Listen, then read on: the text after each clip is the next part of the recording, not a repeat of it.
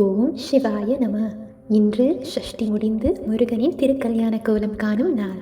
இதில் நம்ம முக்கியமாக தெரிஞ்சுக்க வேண்டியது என்ன அப்படின்னு பார்த்தீங்கன்னா, முருகனின் திருக்கல்யாணம் அப்படின்றது 2 வாழ்க்கை மார்க்கங்களையும் பிரதிபலிக்குது.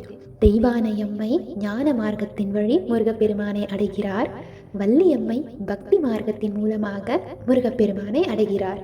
இவை இரண்டும் சேர்ந்து மனிதனின் ஆன்மீக வாழ்க்கையில் முழுமையை அளிக்கின்றன.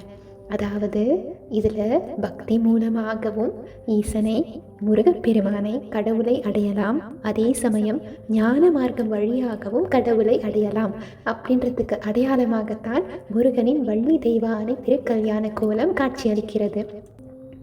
பல பேர் கேட்பாங்க, ஏன் முருகனுக்கு 2 கல்யாணம் அப்படின்லாம். அதெல்லாம் ஒன்றுமே இல்லை.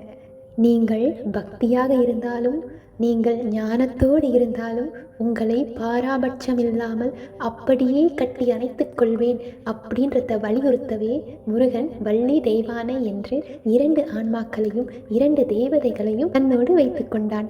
அதுதான் சத்தியம். ஆகவே முருகனுக்கு ஏன் 2 மனைவிகள் அப்படின்றத கேட்கறத விட்டுட்டு இன்றைய நாளின் அற்புதங்களை நாமே உணர, சஷ்டி விரதத்தின் புண்ணியங்களை முழுமையாக சேர இன்றும் முருகனுக்கு அர்ப்பணித்திடும். ஓம் சிவாய நம.